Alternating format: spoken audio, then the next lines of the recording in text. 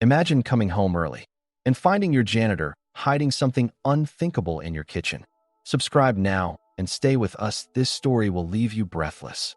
She stopped in the doorway and didn't breathe. The house was supposed to be asleep, every light on a timer, every sensor calibrated so nothing startled the silence, but the pendant lamp over the island glowed like a small sun, and a thin cry threaded the air where only polished quiet should live. Her heels left wet prints on marble. The alarm panel by the pantry showed green, then flicked amber once, as if it too were deciding whether to call this a breach. A pot hissed on the stove, one step from boiling over, and in that soft, wrong light stood a man in a rumpled cleaning polo with an apron tied badly, like someone fighting a fire with both hands full. "You're home early, ma'am," he said, not turning, because the sound of authority is the same in any language. She didn't answer. She just looked past his shoulder to the gray sling on his chest, and the two tiny faces tucked inside it, one fussing, one sleeping, both clearly not supposed to exist in this kitchen. "You're not authorized to be here with anyone," she said, voice even, blade sharp, the kind of calm that made people stop explaining. The man froze, wooden spoon hovering over the pot. His hair fell into his eyes. He blinked it away with the practiced motion of someone who had learned to keep moving no matter what burned. "I know," he said. "I can explain." "Don't," she replied. "There is no version of explain that turns my home into a nursery." He swallowed. They're not mine in that way. I mean, they're family. My sister Dash." The name caught and fell. He shifted the sling a little, as if adjusting a promise. The thermostat clicked, the ventilation hummed. Somewhere deep in the walls a relay ticked and failed to summon courage. She reached for the wall phone. "Security will escort you out. You'll receive your termination notice in writing." The word termination made his shoulders pull in, like bracing for weather he couldn't outrun. He didn't beg. He didn't move. And from the back stairs came the light sound of bare feet and a whisper that didn't know how to be quiet. "Please don't make Daddy leave." The girl was small and brave, those dangerous twins of childhood. She clutched a one-eyed stuffed bear to her chest and stood halfway down the steps, as if the space between the second and first floor were a country she had crossed without a passport. "I'm Emma," she said, chin lifting the way kids do when they've watched too many doors close. "I'm 6.5. Daddy cleans. He doesn't take things." The woman Elena, head of a company that could redraw a skyline by signing a contract, felt something old stir, the memory of a light left on and a hand that never came back. She ignored it. "Name," she said to the man. "Daniel Keller," he answered. "Temporary hire. Nights only." She knew the file, quiet, punctual, references that rang true. None of that included twins in a sling or a daughter wide awake past bedtime. "This is a liability nightmare," Elena said, lifting the receiver.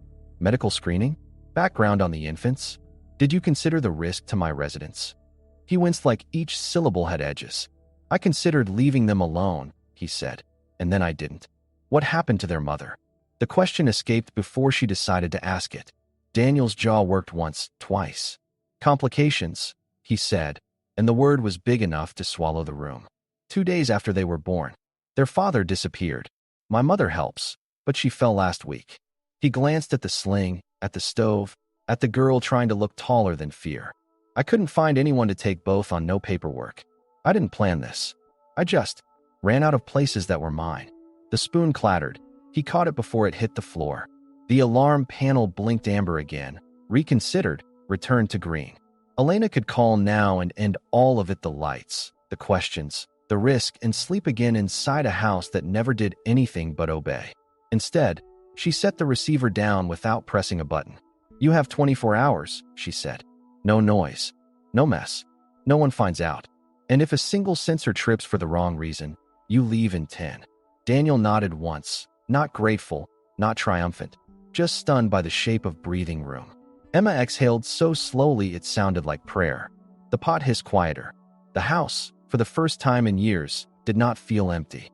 When she turned to go, Elena caught her reflection in the dark glass of the oven door. Perfect lines, no softness, and saw, absurdly, a small crayon sun taped to the corner of the island. She didn't remember ever owning tape. Emma slid onto a stool and tugged a bowl closer with both hands, humming something off-key. Daniel checked the twins with one palm and stirred with the other. "I will inform security of the exception," Elena said from the threshold, hating the word and needing it. "There will be no exception," he answered softly. "We'll be ghosts. Just light in the kitchen so they're not afraid." The phrase lodged somewhere fragile. Light in the kitchen. She had spent years calibrating her house to be silent, immaculate, unstartling. Suddenly, the idea of one warm square of brightness felt like treason and relief in the same breath. She walked away. Halfway down the hall, her heels slipped on a wet print left by the snow she'd tracked in. She caught herself on the wall and, for no reason she could argue, laughed once, the short kind you make when you're almost falling and don't. When the echo died, the only thing left was the faint sound of babies breathing and a little girl humming, and the house decided to keep that sound for a while.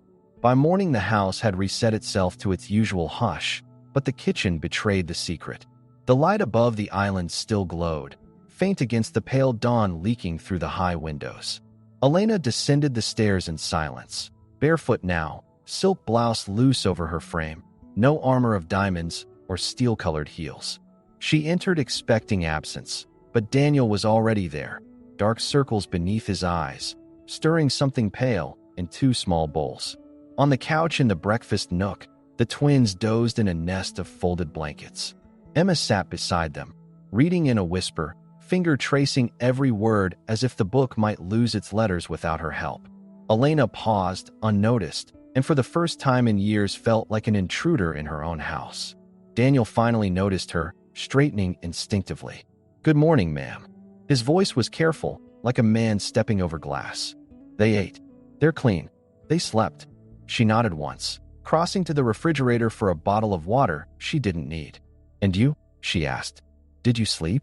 He shrugged, spooning mashed banana into the bowls. Enough. It was a lie, and they both knew it. The air hung between them, fragile, until she asked flatly, "Do you have a plan?" The spoon paused midair. His shoulders sagged. "I've tried. Shelters won't take both. Papers aren't enough. And I don't have." His voice frayed. Elena turned sharply. "So your plan was my kitchen?" He exhaled. "My plan was not to leave them alone. That's all." Emma looked up from the couch, quiet but watchful. She held something folded in her hands, edges crumpled. She rose, patted across the tiles, and held it out to Elena. Crayon lines filled the page-stick figures beneath a crooked house, windows glowing. A tall man with two small bundles on his chest, a little girl holding a woman's hand. Above the roofline, a yellow sun with rays that stretched far beyond the page. Beneath it, crooked handwriting read, "This is a house that doesn't yell."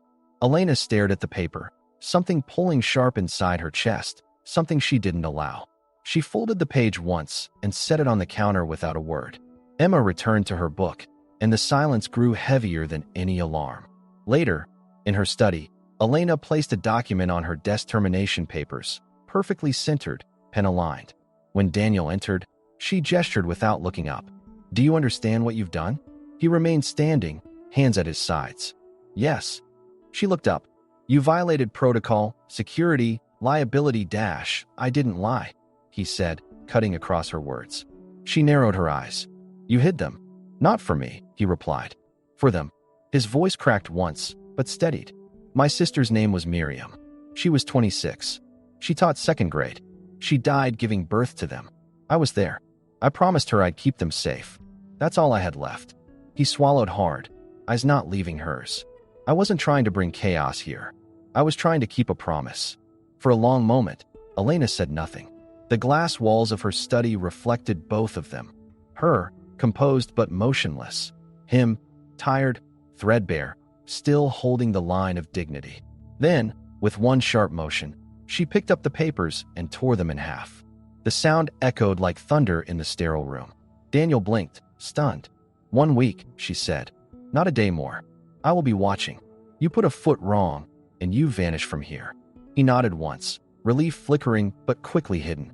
She dismissed him with a wave, but when he left, the torn pages still trembled in her hands. That night, when the house lights dimmed to their silent routine, Elena found herself pausing outside the kitchen doorway again. She heard Emma giggling softly, the twins making tiny noises in their sleep, and Daniel humming under his breath while he wiped the counters. The sound was small, ordinary, uncalibrated. And yet, in a mansion built to be flawless, that imperfection was the only thing that felt real. She stayed longer than she meant to, watching shadows flicker across the marble, until Emma's voice carried into the hall. "Daddy, can a house be warm even if the walls are cold?" Daniel answered without hesitation. "Yes, if the people inside make it so." Elena's breath caught, though she didn't know why. She turned away before anyone noticed, but when she reached the end of the hall, her hand brushed the light switch and hesitated. For the first time, she let the kitchen light stay on. The next evening, the air changed before the lights did. A storm rolled across the horizon, pressing against the windows until the glass trembled. At 7:43 p.m., the power cut without warning. 1 second the chandeliers glowed. The next the mansion was swallowed in darkness. Elena sat frozen in her study, cursor blinking on a half-finished report, until she realized the silence wasn't empty. It carried faint laughter from below, mixed with the soft cry of an infant. She picked up a candle from the desk, lit it with hands steadier than she expected, and followed the sound. The kitchen glowed with 3 small flames, one on the counter, one by the twins' baskets, one in the center of the table. Daniel stirred a pot over the gas flame, sleeves rolled, hair messy. Emma colored in the dim light, shoulders relaxed as if she'd done this 100 times. "I thought you'd have a generator," Daniel said without turning. "We do," Elena replied. "But maybe tonight it doesn't matter." He ladled soup into mismatched bowls, sliding one across to her with a gesture so casual it stunned her more than defiance would have. She hesitated, then sat down at the table she hadn't touched in years, wood warm from candlelight. Emma blew on her spoon and said, "It tastes like cozy smells." Elena blinked. "Cozy smells," the girl nodded. "Like when Mommy baked without frosting, or when Daddy burned the toast a little, and it made the house smell like camping." Daniel chuckled softly, shaking his head. Elena took a careful sip. The flavor was simple, imperfect, and yet for the first time in years, she didn't taste loneliness. Silence settled, but not the hostile kind. It was the silence of people sharing air, the kind that allowed hearts to unclench. Later, when the twins stirred, Daniel cradled one in his arm and hummed something low, words in a language Elena didn't understand but didn't need to. The sound curved through the kitchen like a rope tying everything together. Emma leaned against Elena's arm without warning, head heavy, bear clutched tight. For a moment Elena didn't move, every instinct screaming about boundaries and reputation. Then, slowly, she lowered her chin to the girl's hair and let the weight stay. It was the first time she'd touched someone without expecting it to break her. The fire on the stove hissed, the candle wax dripped, and her pulse, for once, didn't echo in an empty room. The following morning, her inbox exploded. 6 grainy images, time-stamped and annotated. Her kitchen lit by candlelight, Daniel at the stove, Emma coloring at the table, 2 infants asleep in baskets lined with her own linens. One frame froze her own face, caught mid-laugh, softened in a way she hadn't recognized for years. By mid-morning the board demanded a session. Douglas Prescott, eyes sharp behind designer glasses, tapped a folder on the table. "We've built this empire on order, Elena. Now photographs show your home running like a daycare. You risk all of it." She sat perfectly still. "So you want me to fire him?" Prescott leaned forward. "We want you to protect your name." The word tasted like rust in her mouth. Name, never truth. Back at the mansion, Daniel fixed a loose hinge in the nursery closet, unaware of the storm gathering elsewhere.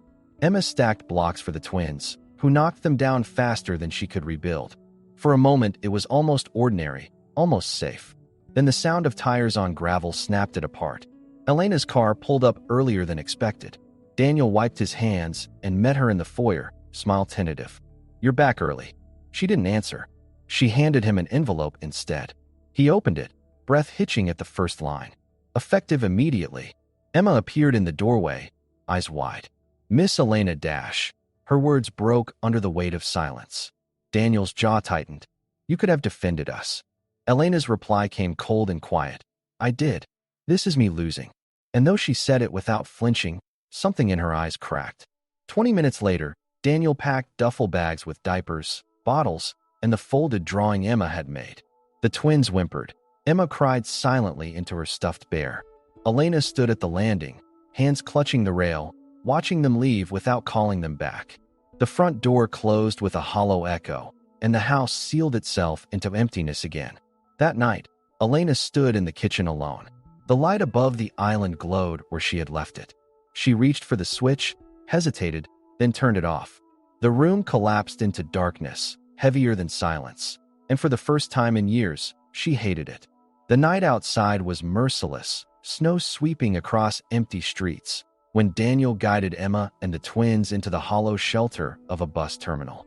The benches were cold, the lights flickered half dead, and the air smelled of iron and winter. He laid his jacket on the bench for Emma, settling her with the one-eyed bear clutched against her chest. The twins pressed against him in the sling, breath shallow, small fists curling in their sleep. His arms trembled from hours of holding them, but he dared not shift. Emma whispered, "Is this where we live now?" He forced a smile. "No, this is just a hallway. Hallways always have doors."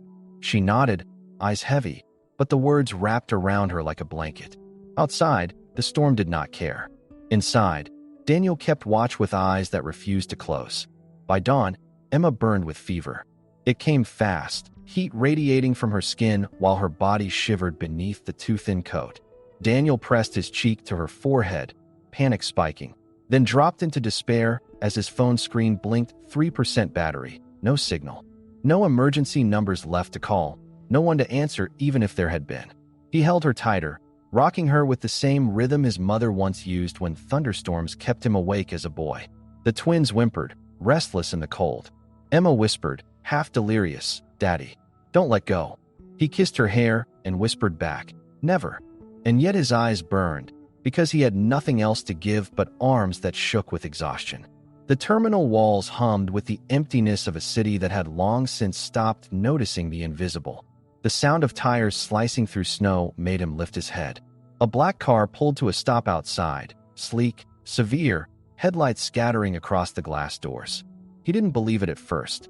Miracles weren't for people like him.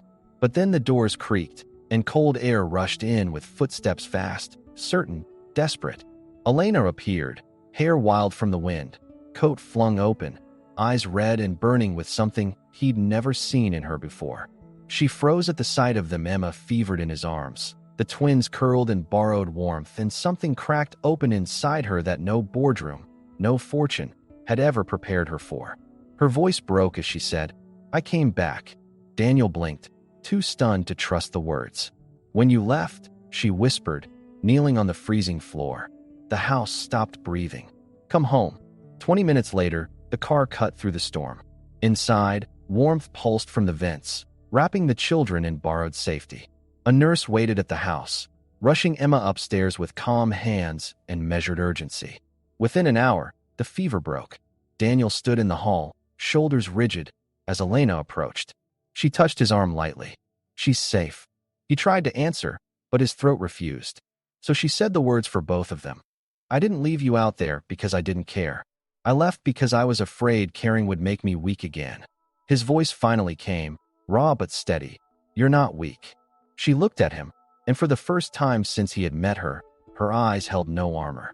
"No," she admitted, "but I was lonely for so long, I forgot the difference."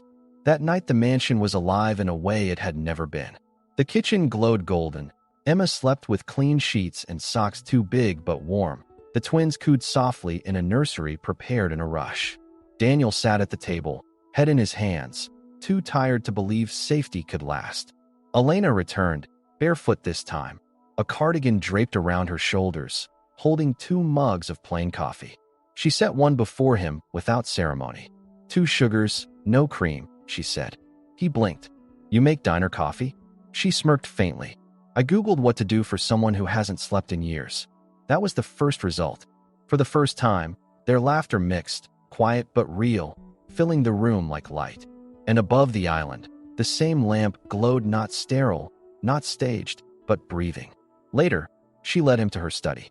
Documents lay in a neat stack, legal seals embossed across the top. "Temporary guardianship," she explained. "For the twins. It will protect them from the system." Daniel's hands shook as he touched the papers. You didn't have to." "I know," she said softly. "That's why it matters." She slid another folder forward. "A care facility for your mother. Best in the region. full coverage. He looked up, eyes swimming. "Why are you doing this?" She didn't answer at first, fingers brushing the edge of her desk. Then she whispered, "Because I've spent my life building walls so no one could get close. You didn't knock, you just walked in with children and a spoon. And somehow, you made me remember I still had light." His breath caught. For once, he had no words. And at that moment, he realized neither of them needed them. The storm outside had passed, but inside the mansion the air still carried the echo of what almost broke. Daniel checked on Emma 3 times in the night, pressing his palm gently to her forehead, breathing out relief each time he found the fever lower. The twins slept side by side in the nursery crib, wrapped in blankets softer than anything he could have afforded. Elena remained in the kitchen long after the nurse had gone, the golden light spilling across the counters as if it belonged to someone else. When Daniel finally stepped in, she was turning a wooden hairbrush over in her hands, worn smooth from years of disuse. "My mother used to say this kept bad dreams away," she murmured, more to the air than to him. He hesitated, then asked, "Did it?" Her lips curved into a faint, almost broken smile. "No, but it made me believe I wasn't alone." The following day, Emma colored at the island again, crayons spread in a careless rainbow. She held up her page proudly when Elena passed. Another crooked house, but this time 6 figures beneath it: Emma, the twins, Daniel, Elena, and even the bear, drawn larger than life. "This is a house that breathes," Emma said. Elena stared at the words, unable to move. For years her mansion had been flawless, perfect lines, perfect surfaces, but lifeless. Now, with crayon marks taped to the fridge, it finally looked like something meant to be lived in. Daniel watched quietly from the sink, his eyes meeting hers with a question he didn't dare speak.